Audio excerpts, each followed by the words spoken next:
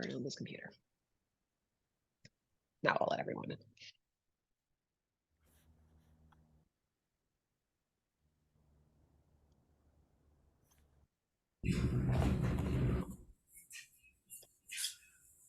All right, good afternoon, everyone, and welcome to today's event, APAP Unpacked, a musician's guide to conference success. I'm Willie Santiago. I am the manager of programs and resources for APAP. I use they, them pronouns, and I am a fair-skinned Hispanic person with brown eyes, medium-length wavy brown hair, and I am wearing a gray cardigan with a dark blue shirt. Before we begin, I want to acknowledge that APAP is located in our nation's capital, Washington, D.C., on the ancestral lands of the Piscataway, Anacostan, and Pamunkey people who have stewarded this land throughout the generations. I would like to pay my respect to the elders, both past, present, and future. Closed captioning appears automatically on your screen. If you would like to disable the chat transcript, please click more on the bottom of the Zoom window and hide subtitle. Today, we are joined by ASL interpreters from Purple, Laura Hamby and Sylvia Primo. Thank you both for your continued partnership. We are excited to be hosting affinity groups this fall. Our affinity groups are a way to connect with people of the same identity or profession as you. While we encourage allyship within our membership, these spaces are meant solely for those who identify with this specific group. And up on the screen is all the times that they will be happening. These affinity groups are members-only events, however. We also have upcoming programming. Our next 3 sessions, Welcome to the Field, is a 3-part series on an introductory course on how the presenting, booking, and touring industry works.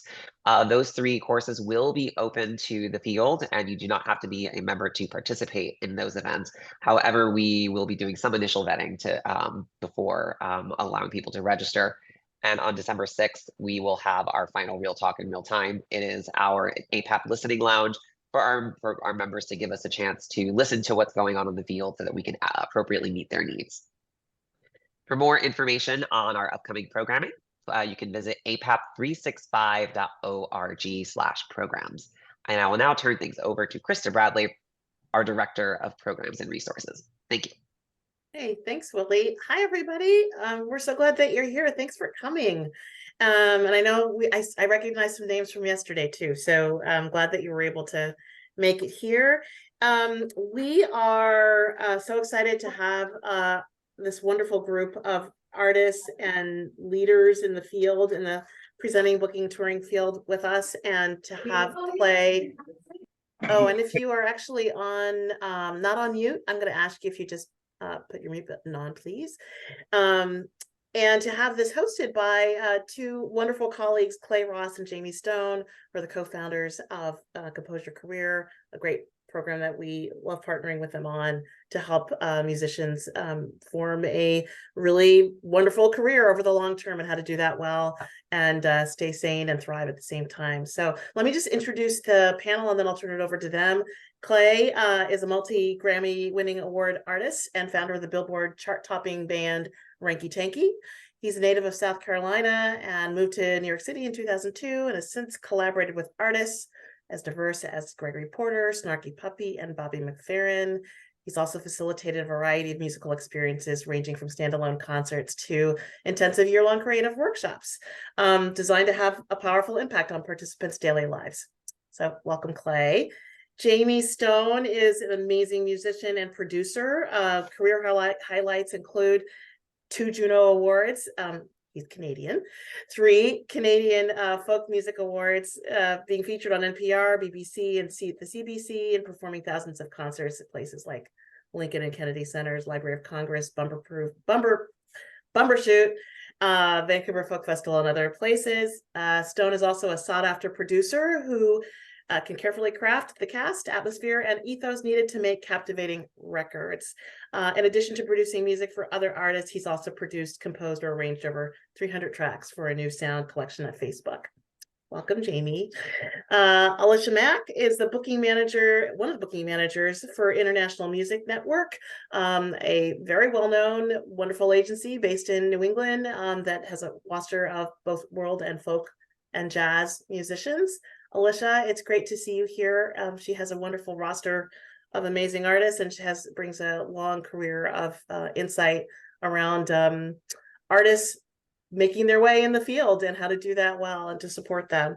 And then finally, last but not least, is a two-time Grammy nominee violinist composer Janina Norpoth, who made her debut as a soloist with the Detroit Symphony Orchestra at age 14. Since then, she's built a career as an innovative collaborative artist with a passion for contemporary music, genre bending, and improvisation. She's a sought-after arranger and orchestrator and an advocate for a more inclusive and versatile landscape in classical music. A versatile musician, Janina performs and writes alongside her husband, bassist, guitarist, songwriter John Paul Norpoth in the folk rock group Hollins. Welcome, everybody. I'm going to turn this over to Jayme and Clay to lead us into this discussion. And we welcome your questions and glad that you're here. Clay and Jayme. Thank you so much, Krista. We appreciate it. Thank you. Again, my name's Clay Ross. Really, really wonderful to be here. We're so grateful for this partnership that we have established with APAP and the opportunity that we have to serve the greater community of artists and specifically musicians who are attending conferences or thinking of attending conferences for the first time. We do teach in our online course, Compose Your Career, that conferences are one of the primary tools that you have at your disposal to leverage for career development. And we encourage them heavily, all of the conferences, and there are many, and we have a great opportunity to hear from Janina on her experience more specifically in the classical music realm. But for Jayme and I, as our experience specifically in jazz and folk music, these conferences have really been undeniable in our development and the opportunities that we've had as performing artists, earning a living, touring, and partnering with amazing institutions. So the format that we really wanted to use is we wanted to give Alicia and Janina the floor at some point to share their experience of from their end of being in these conferences. And I first wanted to hear if Jayme might have anything to add just to the sort of foundation we're hoping to lay here with this workshop. Yeah, I mean, I'm hoping that we can all help demystify conferences. I think APAP in particular is one of the most valuable and the most mysterious of conferences for some artists because there are so many options. There are so many ways to do conferences. There are so many ways to be there, whether you're an artist who is independent or has representation or is looking to get representation, and the experience that you have in the performing arts field. There are just so many different ways to connect, and it's vast. And so hopefully we can kind of help offer some strategies and things that have worked for all of us, and then the diverse panel will hopefully be offering different ways of being there. And I'll just start off by saying that for me, having gone to APAP for, I don't know, 15 years now, I find that showing up and trying to connect with people human to human, outside of the, boundaries of whose color-coded badge means they're a presenter or a this, like to kind of drop the attitude of trying to get there and make the most for my thing and actually make connections, make friends, and understand the ecosystem that everybody is a part of, I feel like is actually for me the most valuable thing, and the thing that I want to just emphasize right here at the beginning, which is to say, whether you're showing up in the lobby or you're connecting at a panel or you're in a networking session or you have a meeting, I spend a lot more time asking questions about what people's work is at the moment. For instance, if I'm, meeting a festival director, I might spend most of the time finding out what's happening at the festival. Do they have a theme this year? Are they working on a specific kind of programming? What are the challenges that they're facing? Do they have a new venue? Are they doing site-specific work? Are they partnering with an orchestra? All of these kinds of things will give me insight to pitch them later, and I spend as little time as possible trying to celebrate or telegraph the work that I'm doing, in part strategically because people that are in positions of curation are inundated with options and choices. And the conference is, in a way, the densest moment of competition for them. They're faced with seeing a million things, having a really full schedule, meeting with tons of people that want their time and energy and want to book their artists. And so I find having a good rapport and a good hang means they will be much more receptive to a pitch a week or two later. And I try and be really organized about, following up with everybody that I met and building on a real human rapport, as opposed to just sort of handing them a bunch of propaganda CDs and flyers and will you come to this and will you look at this and we're so good at this. And then I'm actually able to pitch to them with some insight about their organization. And this is not true just of presenters. This is true of all kinds of people you might partner with, right? Like I might meet a string quartet, or I might meet somebody that is, just leaving being a presenter and now starting an agency, or I meet someone who has a new management company or a record label, and I'm sort of gathering information and thinking about if and how what I do or what I want to be doing might fit into that larger ecosystem. And so that is sort of my first large kind of orientation towards the fact of a whole bunch of very cool people with interesting jobs, who all share a passion for art, are doing all together at this conference. And I just wanted to add to that, Jayme and I, our experience at the conferences, yeah, we've both been attending the conferences for over 15 years and have invested in every area of the conference, from buying our own memberships to paying to showcase in other people's showcase productions. And then we've evolved to actually come to produce our own showcase that has been running for almost 10 years now, in the Madison Suite on a Friday night in the actual hotel.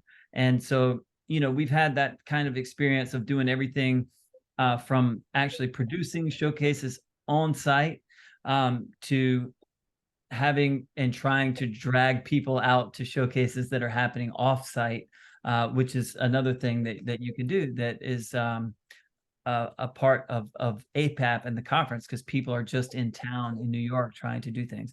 And I was wondering if we could just pivot real quick before we get much further. If Krista, if you could just address the big overarching, question of what is APAP? Because I think a lot of people don't, especially musicians, like we don't really understand exactly what is APAP, because we go there thinking it's going to be like a festival, but then we see jugglers and Eagles tribute acts and magicians and all kinds of other things. So do you mind sharing with us just the overarching? Sure. Don't forget Smitty the weather dog. That's our nest. Yeah. Hi, folks. My name is Krista Bradley. I'm Director of Programs and Resources at APAP. And I can give you a little bit of background. First of all, APAP stands for the Association of Performing Arts Professionals. We are an art service organization for the presenting, booking, and touring field, and everyone that works within it. And we are an ecosystem for any artist that actually makes a living touring, whatever that genre might be, or the agents and managers who help support and help route those tours, to the presenters and venues that host, however small or however large their venues might be, and all of the tangential and adjacent professionals that help those things happen. That's kind of who we serve as an overall industry. And we do that through a variety of ways. The APAP NYC conference is the signature event that happens every year, in addition to year-round activities that we do to try to support all those people in the field to make it easier for them to navigate and be successful in their work. The conference takes place once a year in New York City. It's a 5-day conference that usually attracts about 3,000 plus people. We like to say that there are four kind of pillars to conference: community, commerce, learning, and discovery. So community is about a lot of the networking and forums that happen so that people can connect with each other and find their people, however that might be, as fellow artists, as people of color, as members of the queer community, as agents and managers, whatever your role might be or your identity might be. There's typically an affinity group for you, and it's a great way for you to find and meet your people. Commerce, a big part of APAP is commerce. Artists, agents, managers, and presenters are all there to try to find ways to connect and book and bring artists to their communities, and wherever they might be in that cycle, whether they're just looking for artists or whether they're trying to close a deal around a conversation that's been happening for months. But commerce is a very big part of what happens. A lot of the people that are there make a good chunk of their annual programming or living at that event. Learning is another part of what we do. There's a large professional development and sessions and learning sessions that happen at conference for different members of the field. So it's a great way to get a sense of what are the key trends that are happening in the field? What do I need to be aware of that's coming down the pike? What are new contract language or issues that are happening for artists and agents and managers? What advocacy do you need to be aware of coming up? How are people reimagining programming? So it's a great way to kind of get a sense of what's happening in the field and what's an issue. And then discovery is the final piece. People are there to discover artists, to discover partners, to discover new relationships in their field. And so that's another part of the conference. And the events that happen at conference kind of fall into those 4 pillars. So there's an expo commons, which is in a 3 floors of exhibit hall with people that have booths. Agents and managers and self-represented artists actually can choose to staff their booth.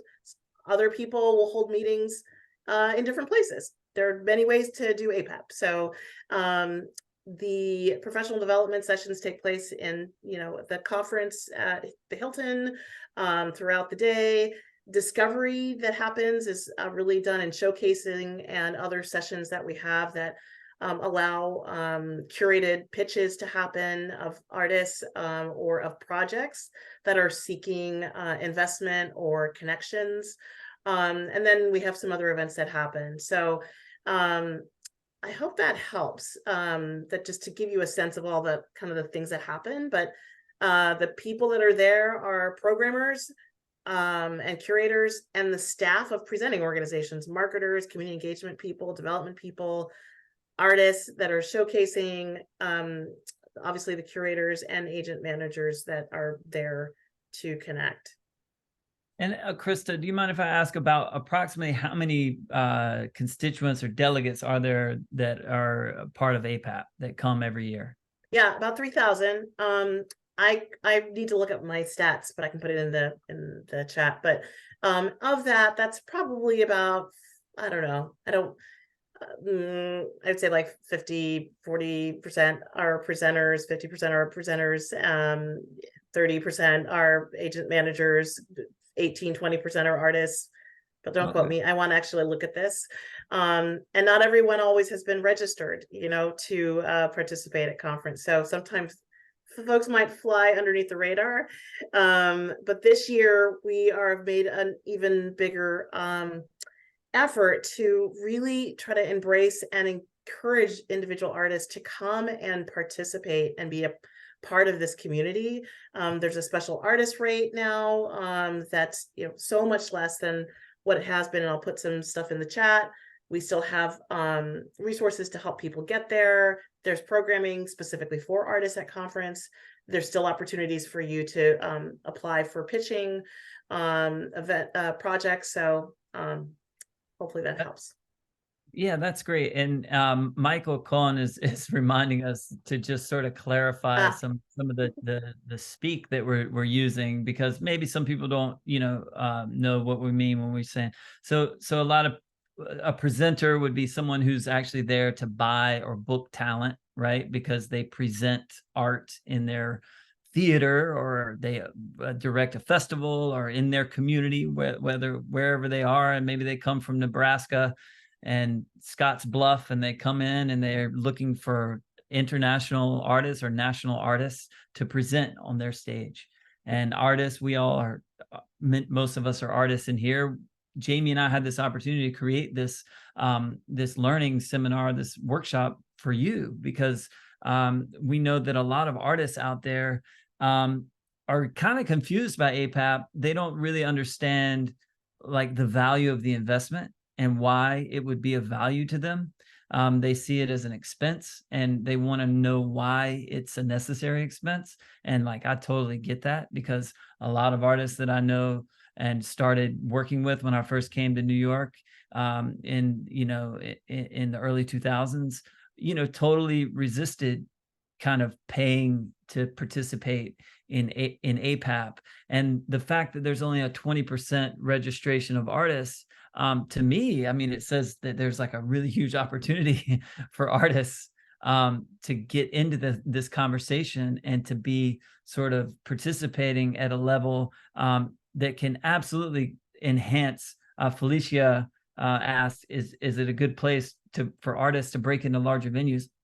Absolutely, like 100%.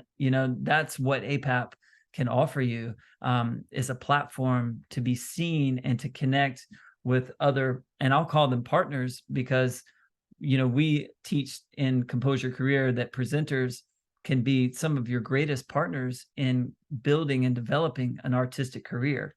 Because if you go play in Nebraska for the first time and you've never played there before, you need that partner in that theater to be promoting you, to connect you with local press, and to get people to come and experience your art. And this is a gateway to have that kind of experience. Krista, did you want to add anything else before I pass the mic? I would just say that, yes, it's a great gateway, and this is a relationship business, and it's a long game business.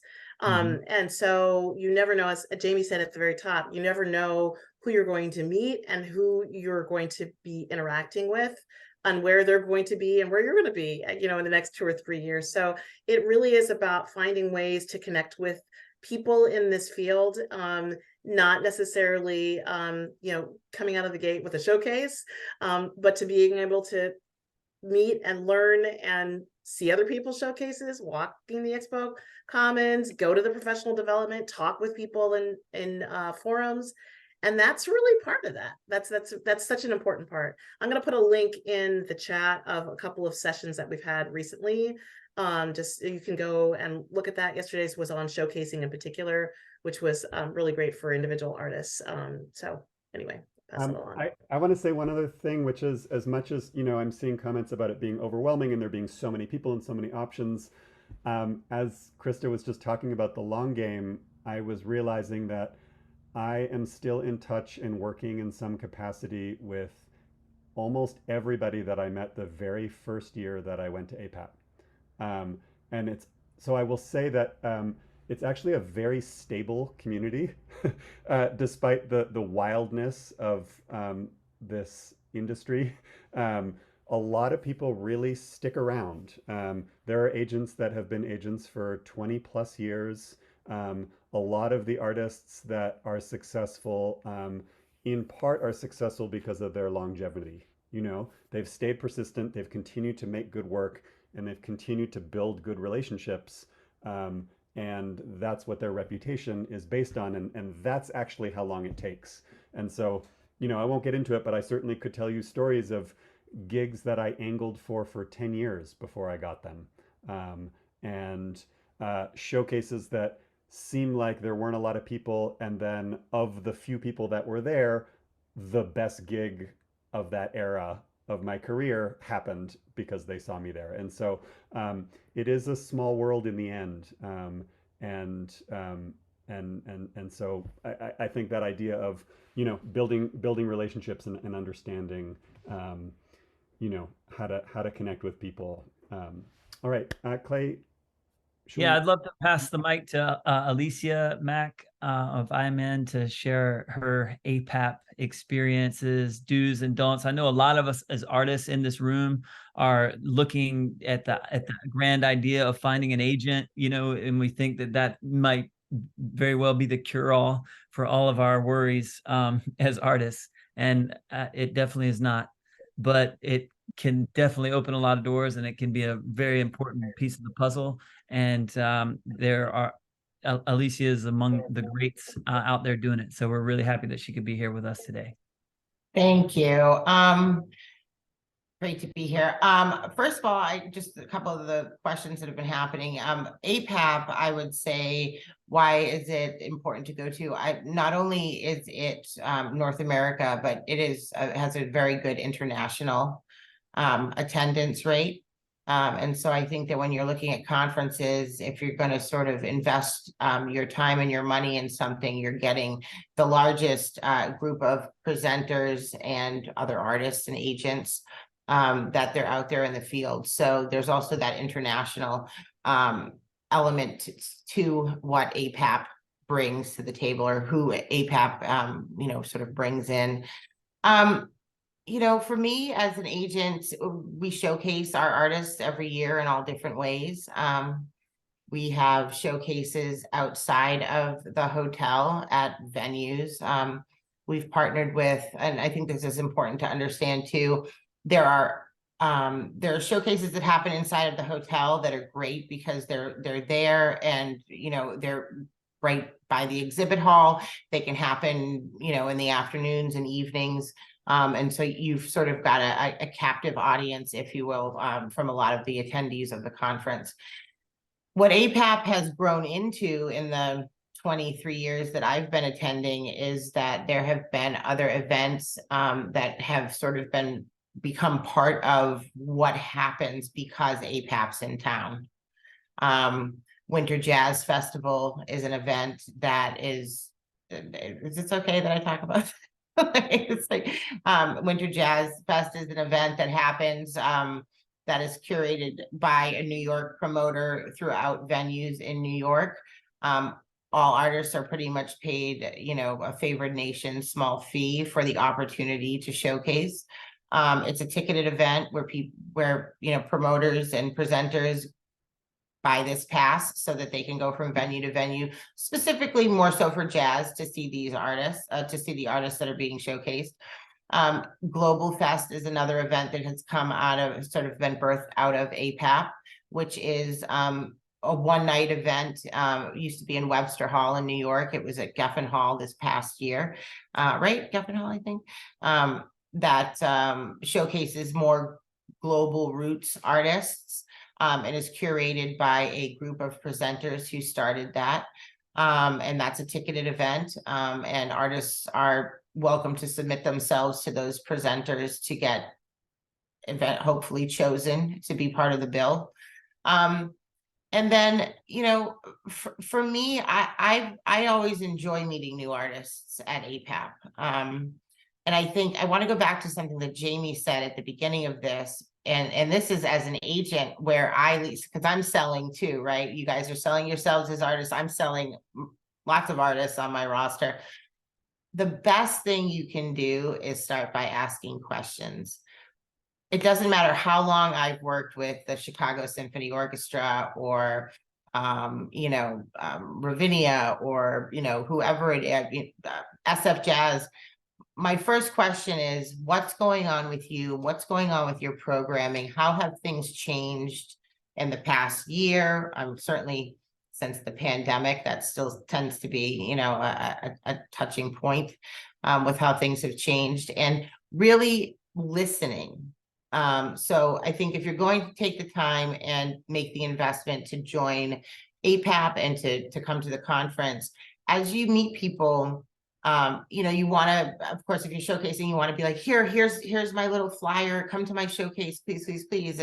And we get that. But to Jayme's point, you could be trying to get a classical agent to come to your showcase and you're a global roots artist and it doesn't make sense. You know what I mean? So it's really important to sort of ask and learn and cultivate these relationships. Again, can't say it enough. We are a very small community at the end of the day in what we do. And, you know, a lot of the folks in our community have been in it for a long time. So there's always those familiar faces that you'll learn to see year after year. You know, I'm sure you guys are probably wondering, so what makes a successful showcase, or how do we get people to come to our showcases? I think, you know, something that Clay's done, which is, and I have an artist that does the same thing. They have a showcase in the hotel every year. People know they can count on it, and they go there and they see what's happening, what's new. My artists, and I want to speak for Clay. My artists, I have a Celtic band, Church Ladies. They've partnered over the years with 2 or 3 other artists, and they change every year. And they share the cost of the room and the production and all those things. And so there's an opportunity, if you're a new artist, to come in and share a room with maybe an already well-established artist. And that could be helpful in getting your, you know, just a few more bodies in the room, or just a few, you know, some more traffic. So I think that's helpful. What else? Let me think. Am I covering some of the some of the broad strokes here? Yeah, and then go ahead, Clay, please. Tell us about how you just if you've ever discovered an artist at APAP and how that might have led to a fruitful relationship, and then what you were looking for, and the kind of thing that, you know, what you see an artist doing that is unrepresented, but that really impresses you enough that you would even consider representing them or wanting to work with them. Sure, absolutely. I've you know, I don't want the few artists that I've signed as a result of showcasing at APAP, are a couple were on Global Fest. So for me, you know, International Music Network specifically, we're a niche agency. We work in global music and jazz and roots. That's it. So when I go there, I'm going there on a mission to go and find those things. So winter jazz is important to me. And Global Fest is important to me because of what I do. And also seeing what's happening in the hotel that might relate to what I book on my roster. So, you know, the good thing is that the people that go to APAP, both agents and presenters, especially ones that have been there year after year, we kind of know how to navigate it in saying, looking to see who's showcasing and sort of planning our attack, because there's so much that you kind of have to have a bit of a plan. So no, you know, I look to see who's going to be in the hotel that I might want to check out, and making that plan. So making sure that if you do showcase, that you're listed in the in the showcase program. You guys still do that stuff, and making sure that, you know, you register so that you get the conference attendee list, and you can send a mailing to the agents if that's who you're targeting, or the presenters if that's who you're targeting. I will say a little tip: if you do get that list, please sort through it between agents and presenters, and also just arts, you know, service organizations, so that you're not just spamming everybody. Because again, going back to asking people questions about what they program and who they are and what they do, I think it's important to be mindful of that. And so that people know that you've done your work, your homework before you go to them. So, but yeah, I've had some really great experiences as far as finding an artist in the hotel that I've ended up signing, an artist at Global Fest, at Winter Jazz Fest. And even, I mean, listen, it's New York City, and all the venues are sort of jamming. So just the opportunity to, walk into a club randomly and see something fantastic. I signed a Cuban artist named Pedrito Martinez years ago, and eating at a Cuban restaurant in Midtown. And he has a wonderful career now. And, there's no rhyme or reason to it, but I think when you're talking about the conference, things that I outlined and when I first started, maybe working with another artist or artists in the hotel and getting a piece of their room or a time slot for the room that they've rented, or trying to be part of some of the other major events that happen around the APAP conference can be really helpful. That's great. Yeah, that's really, really helpful information. And, I think one thing that we all get coming back to is this idea of, you really need to do research, and it's really an opportunity to sort of get to know people more than it is an opportunity for you to go sell yourself. And because the selling of yourself is going to be much more effective in a more organic context if it sort of organically unfolds, which 100%. is Sorry, so difficult. No, but I'm just gonna say, as the guy who didn't do that, like I didn't do it the right way, because it's like it's so hard. I mean, you're struggling as it is, like you're sort of trying to get things going, and then also when you start to make an investment in something like an APAP, you're thinking, or certainly I was when I first came to the conference, I'm thinking, man, how am I gonna get my money's worth out of this thing? I've got a stack of postcards and CDs and everything else. I'm like, everybody in this whole place is gonna walk out with one of these things. I think too, and I think this is important for everybody to hear. So I've been at my agency for 23 years. The agency's been around for 40 years. And still to this day, it can take me an entire year to sell a project through. Yeah. And so know that you're laying the groundwork for a future in the performing arts and in the arts, and that it's not a quick, you're booking a bar gig, you're booking a door deal at a club. These are curated seasons that these programmers have, and that they take quite a bit of care in creating and booking. And maybe it's not whatever you're selling or whatever you are as an artist might not fit into what they're doing, or maybe they already have a violinist that they're talking to for the season or whatever the case is. But know that the groundwork that you lay in January of 24 can very well come back around when you come to the conference in January in 25. That means you're getting a booking in October of 25 or even April of 26. So there's a long lead. And I just want everybody to know that for the most part, unless you're talking to festival promoters, but even festivals too, the performing arts has this 18-month long, we book with a lot of time ahead of us. So you might not feel like you got immediate results, but know that the work that you did is meaningful and is very well likely to come back around if it doesn't come back around right away. Yeah, that's such important advice and such good advice, and certainly has been my experience. As I learned to relax after going to the conferences, probably by year 5 for me, I'm sad to admit, it really took me that long of going to start to see the fruits of that labor and that investment. And I think it could happen much faster for someone who came at it with a little more insight, with this insight that we're actually offering you here today, and in general with what Jayme and I have tried to create with our Composure Career offering.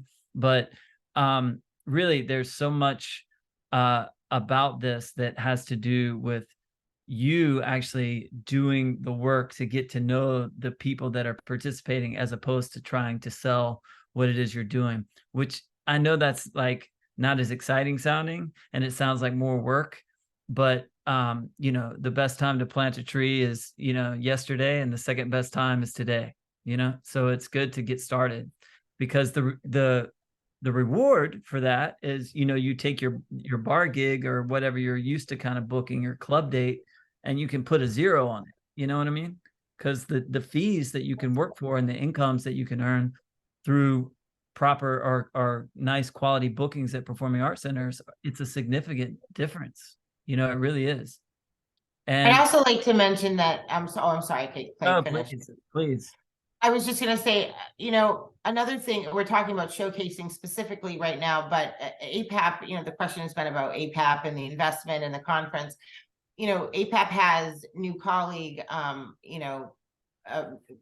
social, it's cocktail hour, whatever it is, or meetups. They have a mentor program, which I think is a really great and useful thing.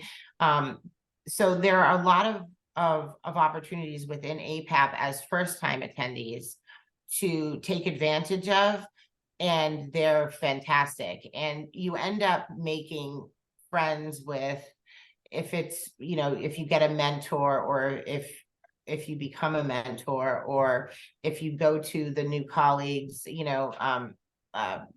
reception, that you end up finding people that kind of become your people, or at least are that friendly face every time you walk through that busy lobby at the Hilton every year.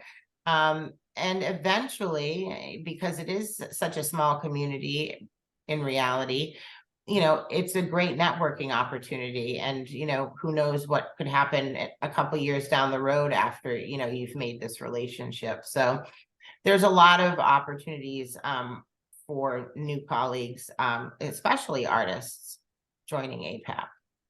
And at the end of the day, before I pass this to Janina, I want to just say also, to echo everything, that we're all in this ecosystem together, and really what it comes down to is we're all trying to elevate good quality art and trying to get people to come and sit in theaters and appreciate music or art at all for a period of time, which is increasingly challenging. That's that's the battle that we're all fighting here, on every side. Everyone is in the same boat, really trying to get people to really take time out of their day to come sit in a theater and enjoy, other people's work, other artists' work. And, so it all kind of, the longer you kind of stick around in this ecosystem, the longer you start to understand and empathize with the struggles of also the agent. You're the artist, empathizing with the struggles of the agent, empathizing with the struggles of the presenter, trying to get people to buy tickets to their season or to come see a show for a band that no one has ever heard of before, but that they think is really cool. And that's a beautiful thing, that someone would take a shot on you and give you a chance just because they think your music is really cool.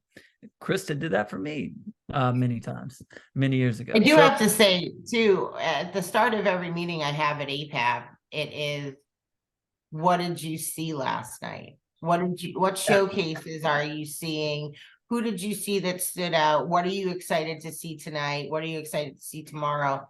And that is like, that word of mouth is huge, because even if I missed it, now someone that I respect and work with, I'm absolutely writing that in my notebook and going to the website, either in real time or that night in the, when I get up to my hotel or when I get back to the office, and trying to figure it out and check it out. So the word of mouth and the in the moment networking that happens at APAP is so intense in such a good way when it comes to that. And for me, when I make meetings with presenters, their first question is, who do you have showcasing?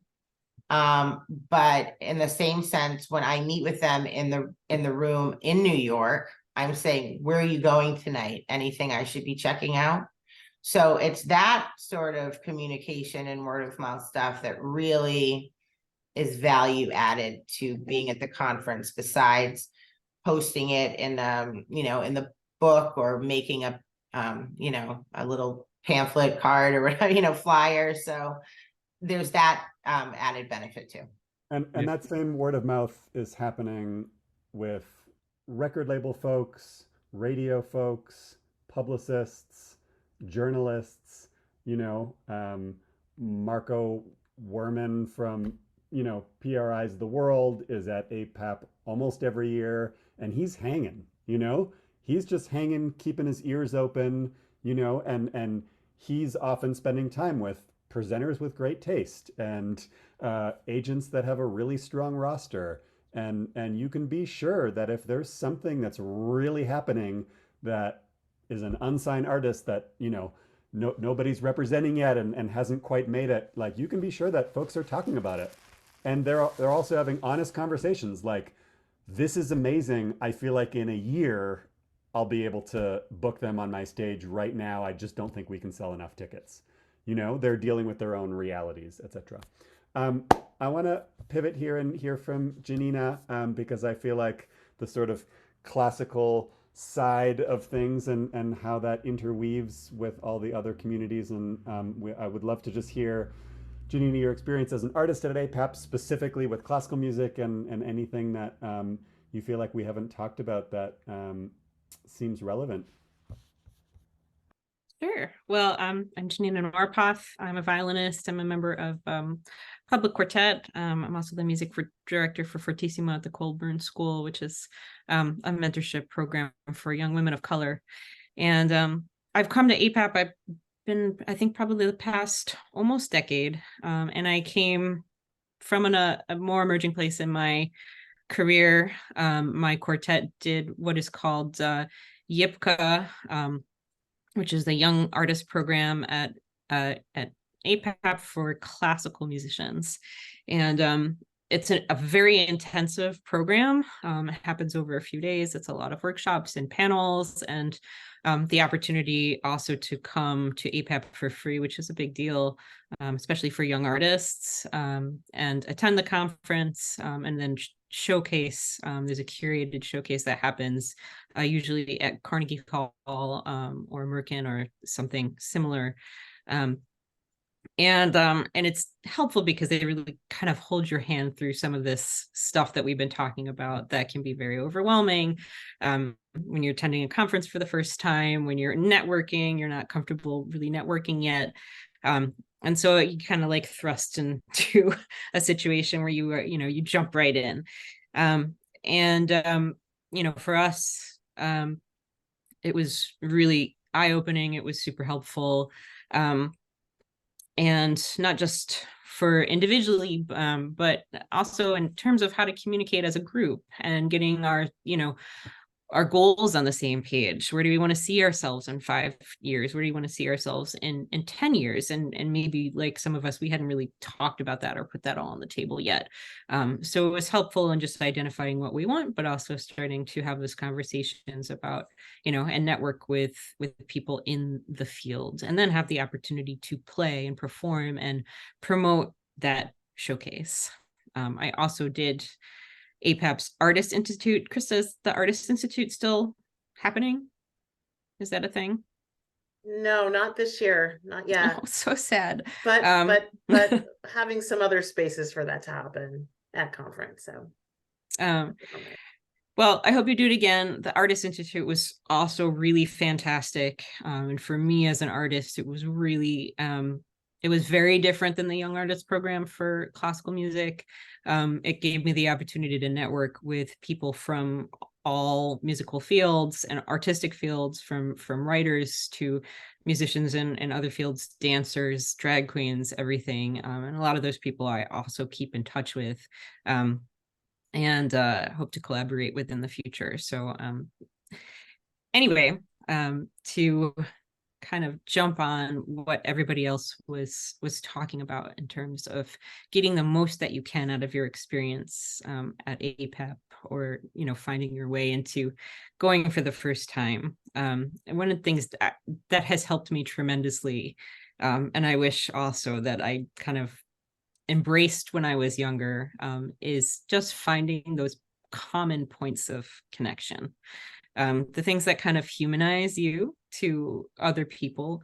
And, it's not necessarily like, I'm Janina, I played violin for 20 years and I'm in the string quartet, and you should really hear us, and that's sort of like the urge to sort of, especially when, it's so much easier now when I go to these conferences and I see a lot of people that I know, and they're so, they're excited because they've heard about something I've done, or they've seen me perform and they want to talk about it. And it feels much less scary when that happens. But when nobody knows who you are and you just want to tell everybody so you feel validated, it's like, and I see the accelerated elevator pitch, which yes, you want to be able to do that, when somebody asks you, so what are you all about, right? You want to be able to say that in a couple seconds. But, you don't necessarily need to start with your accelerated elevator pitch, like, where are you from? How, like, what are you excited about hearing or going to see or eating while you're in New York? Have you been to this new venue yet? Or, and finding those things, because, maybe like you meet somebody that like you grew up in the same hometown, or you played on the same series and you realize that you have common friends, or like, you love, I met someone and they're from Detroit. We love the same like restaurant there. And finding those things, so you really sort of spark, and those are the things that people start to remember about you. And like you say, impressions and imprints. It's like, when you're watching TV and you see a commercial, and like by the 10th time you've seen that commercial, you can like sing the song and do the thing, and that's the sort of same thing. Like, you're making an imprint. Like, and if somebody just gets a good feeling about you, they don't even need to remember like everything about your career. They just get a good feeling about you. And then they might see your name on a poster later, or they might be talking to a colleague and you come up and they're like, oh yeah, I just met her and I really, really liked her. And those are the kind of things that kind of progress over years to allow people to become more interested in you and what you're doing, and want to see and support you, and keep in touch with you and support your career. That's beautiful. Are there things that you specifically learned in the classical world that might be really specific to the classical world, as far as, I guess, networking or showcasing or sort of finding representation, or things that people might want to consider when they come to a conference like APAP? Yeah, I think we talked to Alicia when she first started talking. One of the common misconceptions, and I think, my ensemble, when we first came into that sphere, is when you get an agent, when you sign with a manager, I think we expected that things would just like take off, and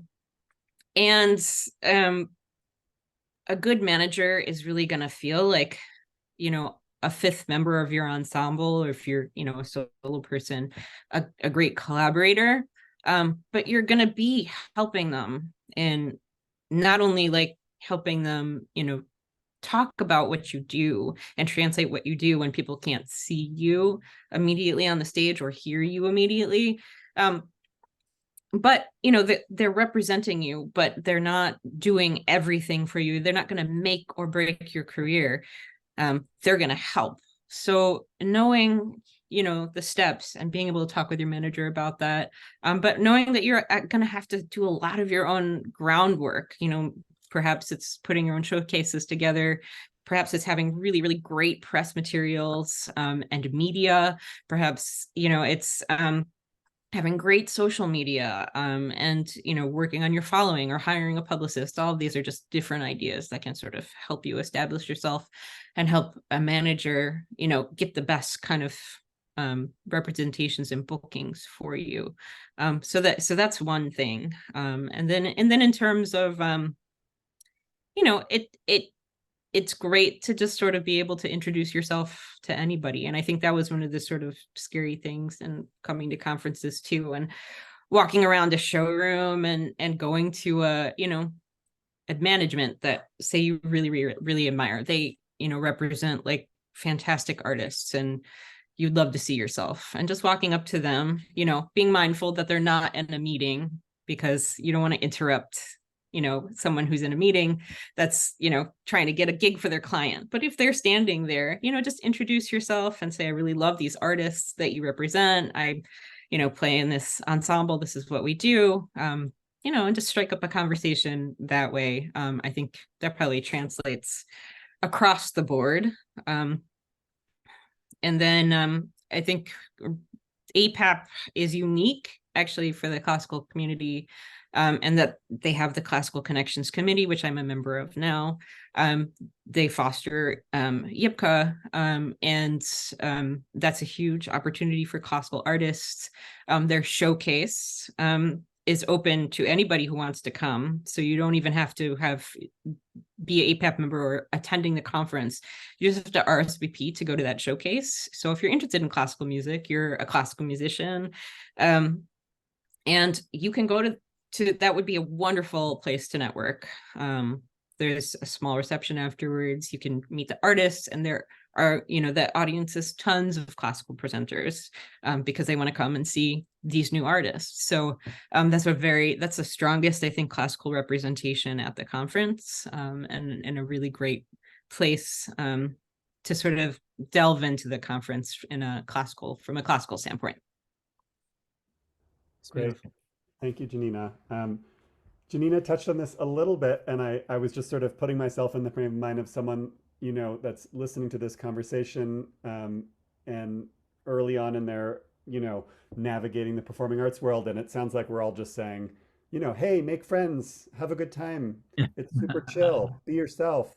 But, we're all mentioning offhand, also, you need to have your website together and your materials, and you need to, be following up with people after. And, there's a little chat going earlier, studying the delegates list, reaching out and inviting people to showcases, inviting people to meetings, letting them, get to know your work before conference and after conference.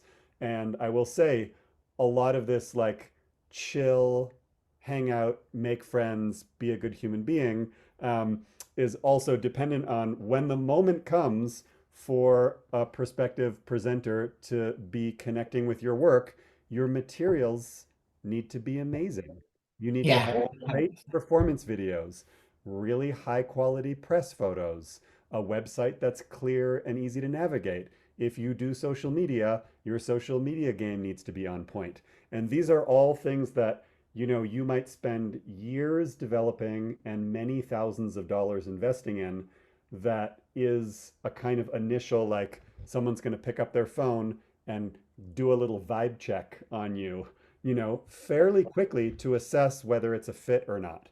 And that is just the reality of the world we live in, both the accessibility of someone being able to get a sense of your work and who you are. And, it's an amazing thing that someone can watch videos and, your best curated artist self can be presented so clearly on your website or your social media accounts. And yet that's all kind of work I don't want to be invisible in this conversation. Which I think it's important to mention that the marketing departments at these performing arts centers and festivals are very much involved in deciding what gets booked. So putting your best foot forward when it comes to marketing materials. If you have a video that has 250,000 views, yeah, that's important to mention, or 1 million views, or, whatever the number is, or you have 150,000 followers on Instagram, that's big news for what we do and for marketing departments. So don't forget about those little details, like Jayme's mentioning, pointing at you, Jayme, sorry, that all that stuff is important. And also, right, so then there's this funny thing, like, years ago, it was like there was a folder, there was a CD, and all these color printed things. Like, now we also we want to be mindful of the environment and these things too. So not coming with a ton of stuff, maybe it's a link or it's a QR code on your business card that takes them to the EPK or the website. Those are the things now that, where we're going with stuff. I have a lot of presenters that in the room, in the meeting that we have, they start a Spotify playlist at APAP. And as I'm pitching them artists, they put them on their Spotify playlist. And there are more and more folks that are starting to do stuff that way as well. So, I mean, I wouldn't mind taking this a step further and just saying that I think the conference is a year-round hustle in a sense, because it's not, I think people want to think, and certainly when you're coming into it for the first time, you want to think of the conference as something in and of itself. But the conference is sort of one part, one small piece of a much bigger puzzle that includes everything that we've been talking about here, and all your assets and all of your materials looking great. So that then when you do show up at the conference, it is the point of being at the conference is to relax, nurture personal relationships, and everything that we've been saying over and over again about being yourself and being a human. But it is like there are so many elements, God, that it's almost, we can't even get to all of the best practices in this session, but there is a ton that you need to unpack, and that you need to be thinking about actionable things that are going to make your conference more successful. And it's almost like one conference feeding into the next. And Alicia said, you know, it could take a year or 2 years to push something from inception to actually. I remember when we first were getting Rinky Tanky out of the gate, it was like we had all the materials and everything together for 2 years before we had our first PAC date. I mean, it literally took that long. And my bandmates were kind of like, dude, when is this going to happen, or what's going to happen? I'm like, it's just gonna, and I'm like, hold up, just wait, it's going to happen, you know? So I think if anyone is interested in sort of unpacking more of that and getting more into depth on that, I mean, that's exactly why Jayme and I created Compose Your Career. And, you know, just to share that with you now, it seems like a good time to share with you that this is why we created the course that we created, Compose Your Career. And this is why APAP has felt that it's a value to artists and to other people in our field, that we really want to share it with you. And I'll put the link in the chat, but if you really want to go deeper with the very, very specific things that we recommend you do before and after conferences to really make the most of them, that's a resource for you. I want to answer, George wrote, do you think about business cards, conference deliverables, print versus smart cards or QR codes? You know, I think I collect business cards. I don't mind a little bit of paper still. I'm old school like that. But I found that QR codes are really, for me, I'm really loving it. So if it's a business card with your QR code on the back, that for me is that's been working for me and stuff that I've been really enjoying. You know, I'm checking out. So I don't think it has to, you have to spend thousands of dollars on print stuff. A business card is still, I think, mainstream currency when it comes to doing business. With a QR code on the back to your EPK or to your website or to whatever it is that you want us to see, I think is a good investment.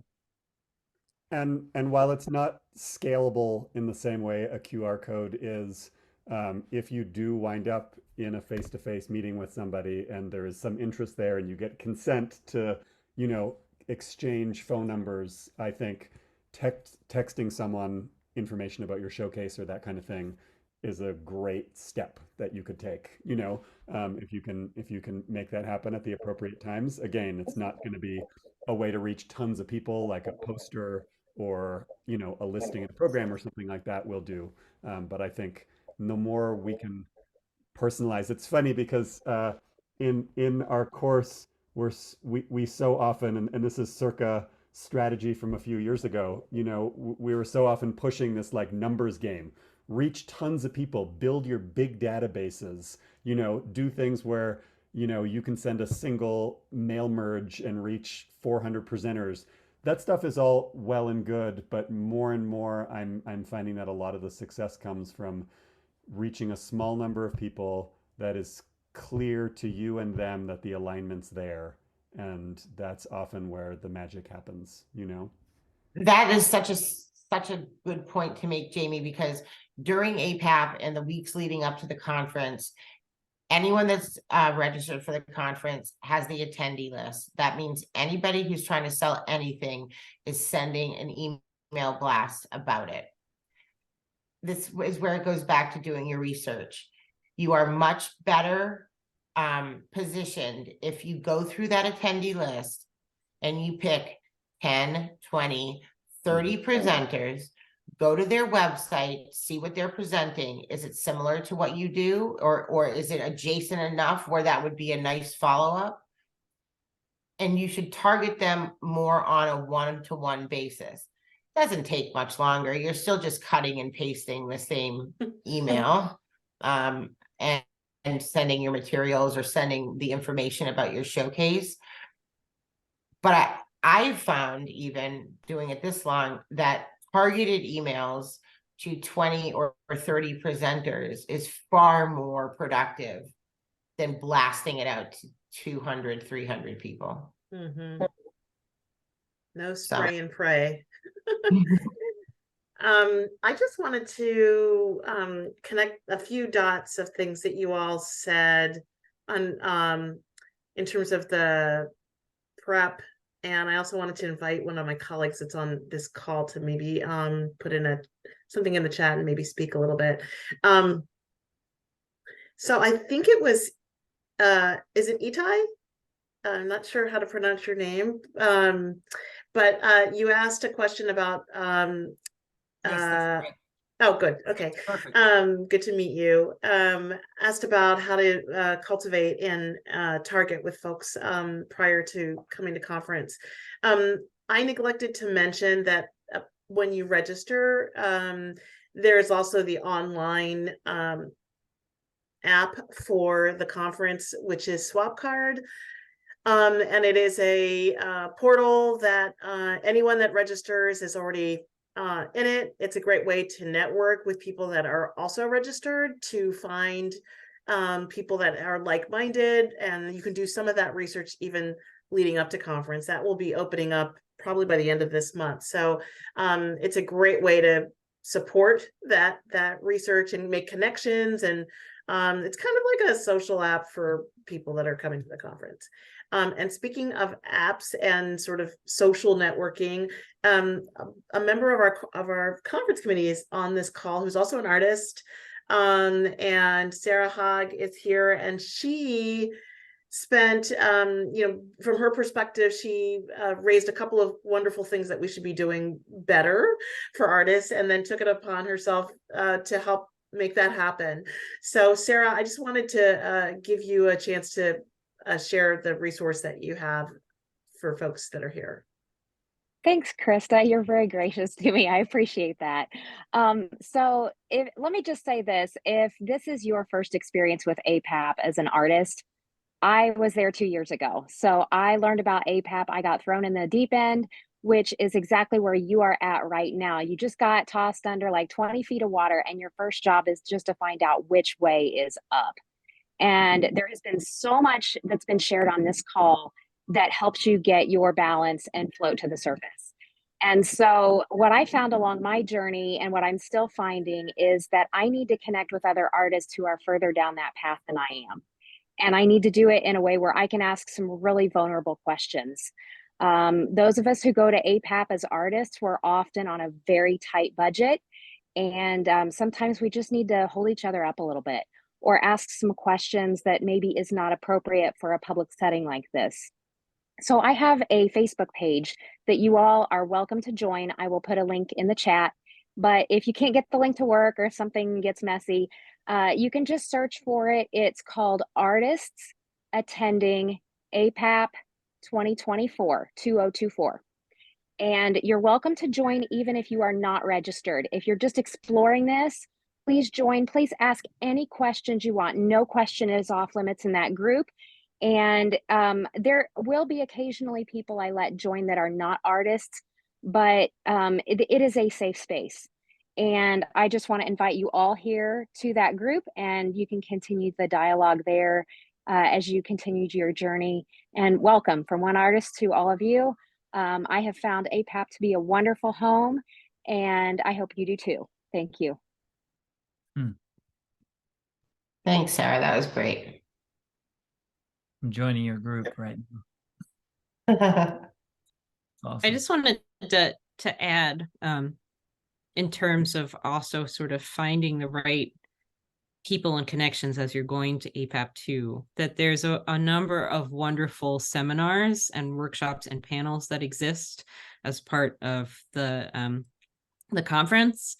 And, you know, finding those that are relevant to you and relevant to your field, that's a really good place also to find like-minded musicians, managers, presenters, because you're already sort of narrowing down, you know, things that maybe you want to talk about and follow up on.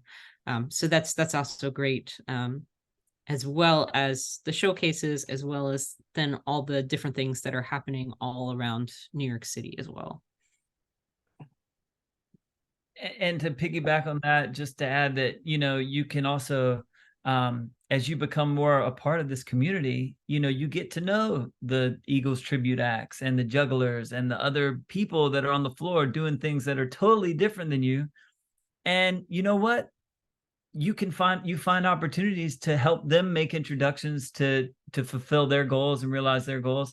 And they will find you and help connect you with people that are more inclined to be aligned with your art. So you know, that's a really beautiful thing. You know, it can be very much a very blue ocean in terms of opportunity, because you're doing something utterly unique to you, and you are bound to find the presenter or agent or partner that's going to connect with that. And it doesn't have to be a dog eat dog type of proposition, you know, at APAP, that's for sure. So Not at all. In fact, I think it's the exact opposite. You know, yeah, we talk about what we're up against as agents or artists trying to break through to presenters. You have to remember, presenters are sort of, they're consuming so much art, so much music, so much dance, so much, you know, whatever it is, that they can't get to it all. So the relationships you make with these presenters and each other, if you know, if you're talking about, yeah, I saw their showcase, you have to go, you know, you have to get in touch with these folks. They're fantastic. That word of mouth, presenters really appreciate it because it helps them cut through a lot of stuff that they're trying to get through. You know, as much as we're trying to break through, they're being presented with.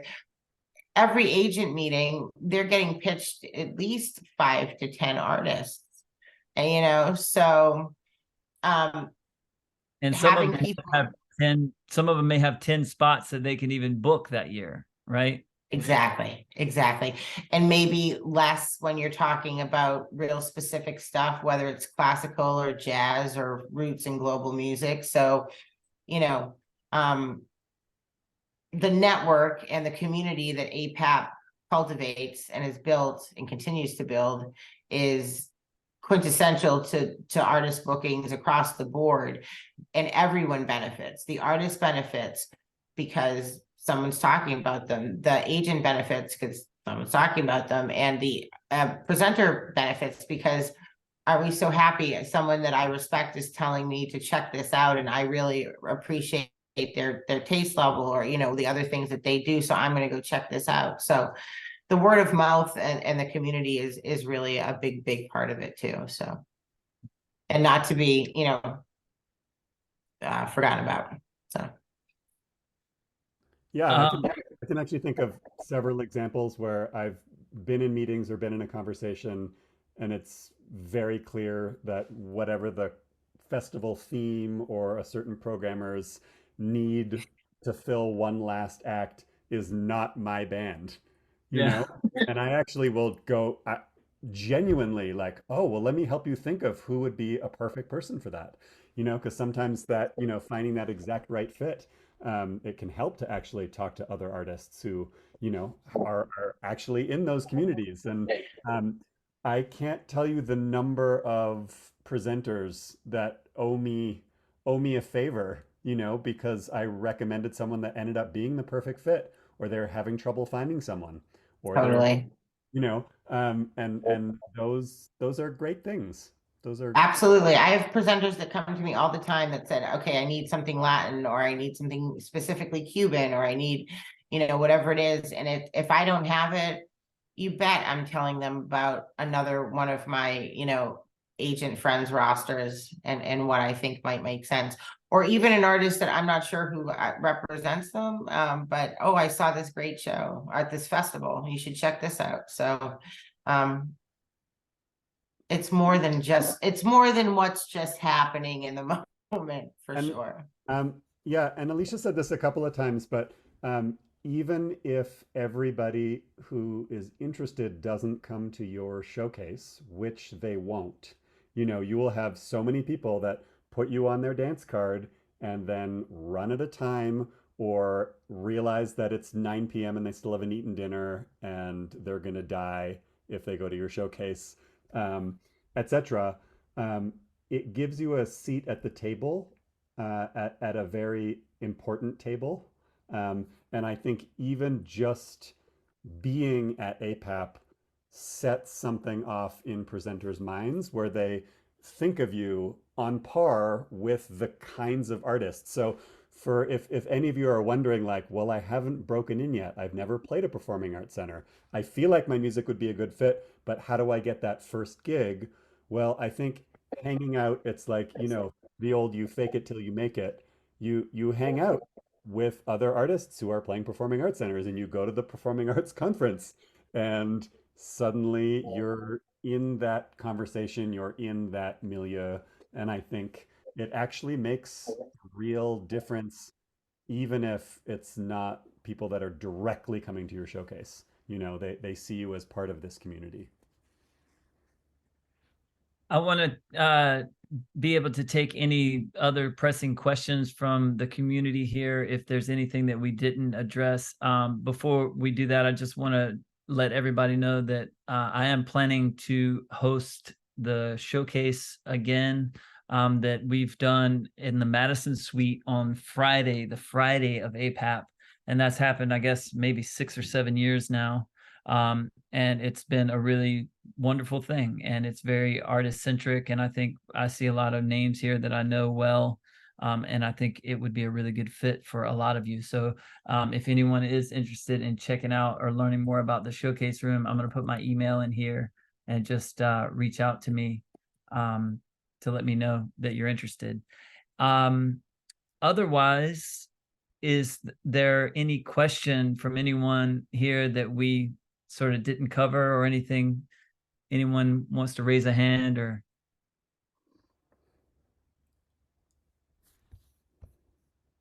are you on an email list that will get updates? Updates.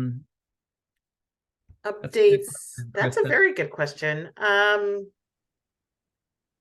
Well, yes, I'm going to say yes because you registered here, and then we will keep you in the loop. But another way to make sure that that happens is that you go to the APAP website and you sign up. We have a newsletter that happens all the time, every other week. I'm getting an answer to the question that Itai had about the cost.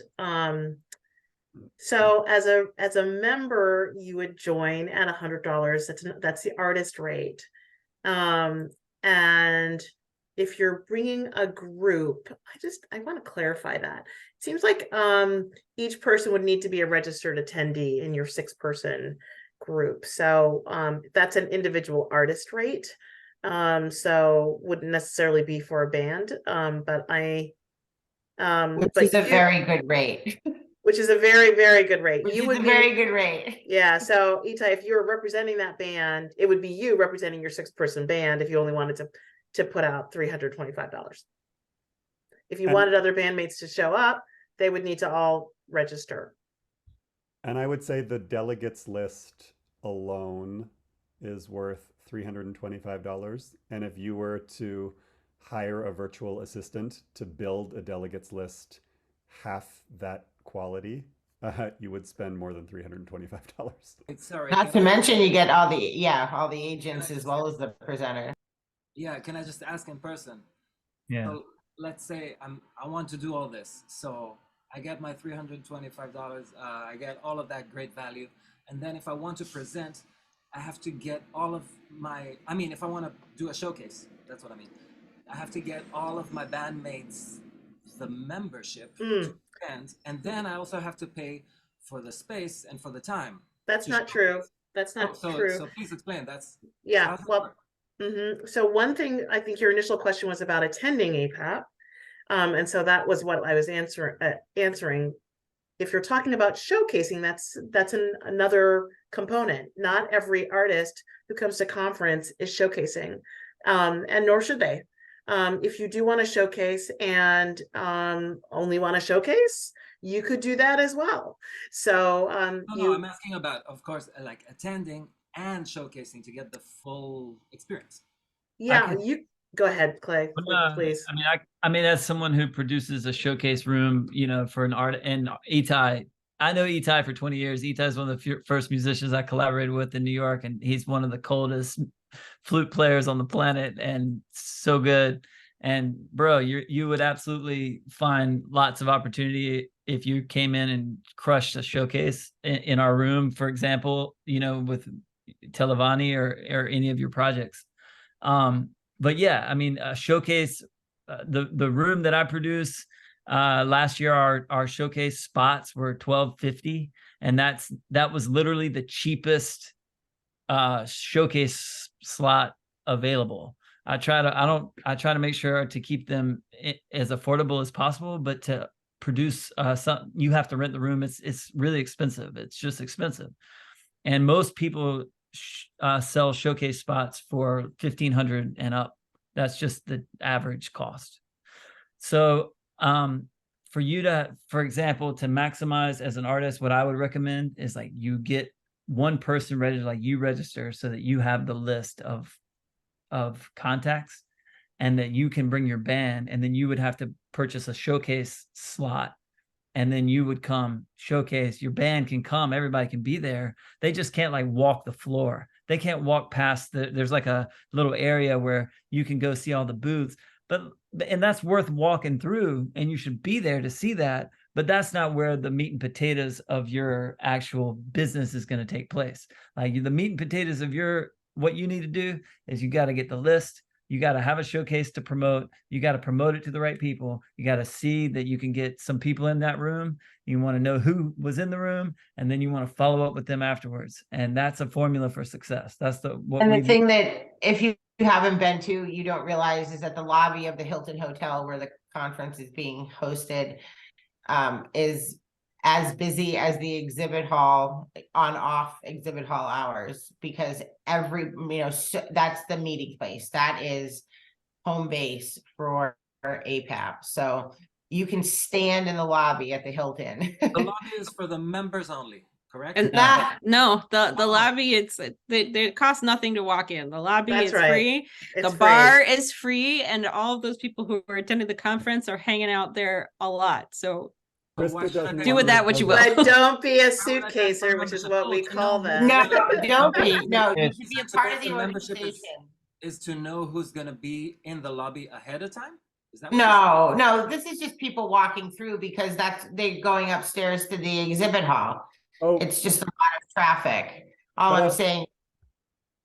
Go ahead. I will say, Itai, it's not to. I'm gonna get my membership revoked in a second. I think. No, right. We're giving all the. Sorry. No. Me too.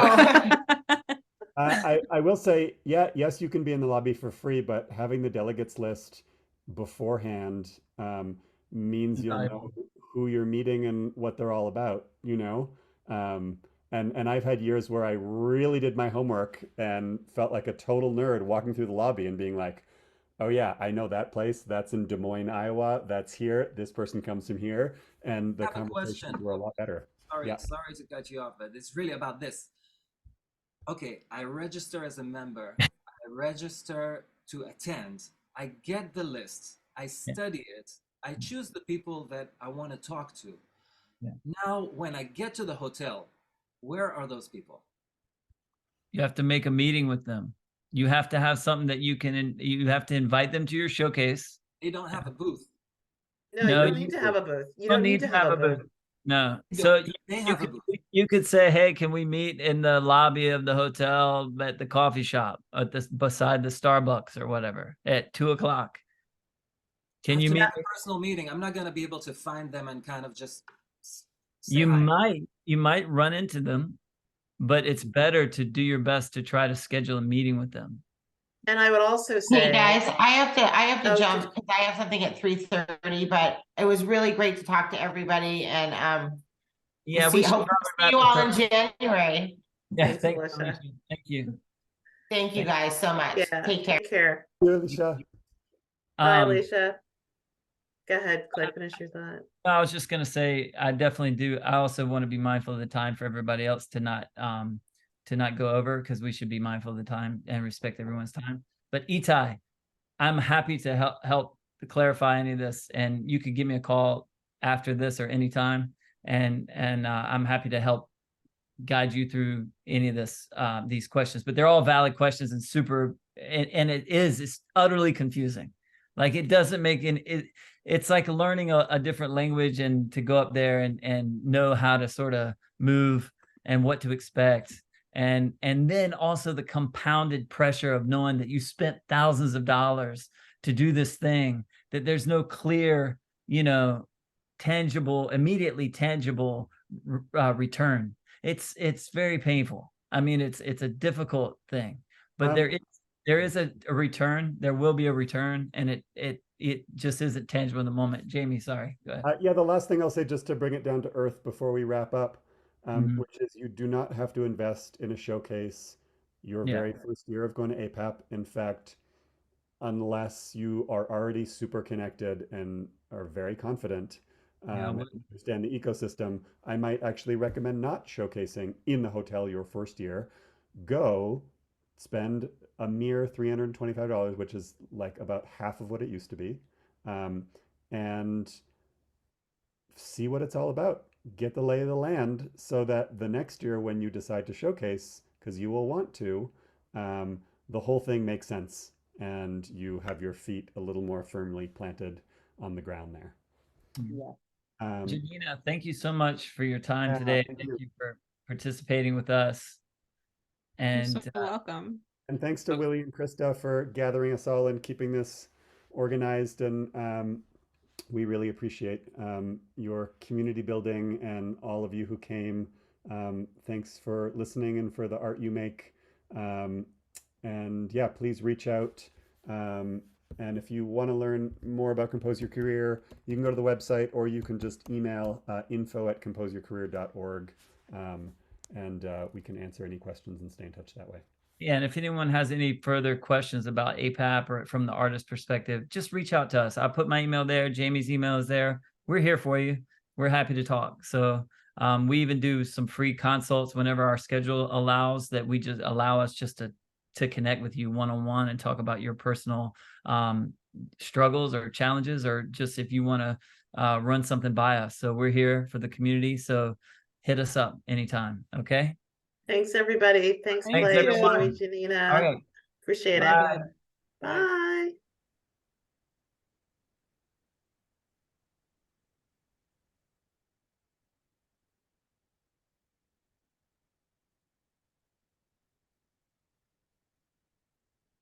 Wasn't sure if we were staying on. I for don't know. I any just want to say posts, hi. but- Thank you. Thanks, everybody. Yeah, that was But- great. Thank you That so was really much. cool. Yeah. That was great. Yeah, it's great. I mean, it's interesting to see. Yeah. Like Itai is a great example. Like, I've known Itai forever. He's literally he is so good, like frighteningly good. And yeah, if he comes and gets into this thing, he will definitely soar in there.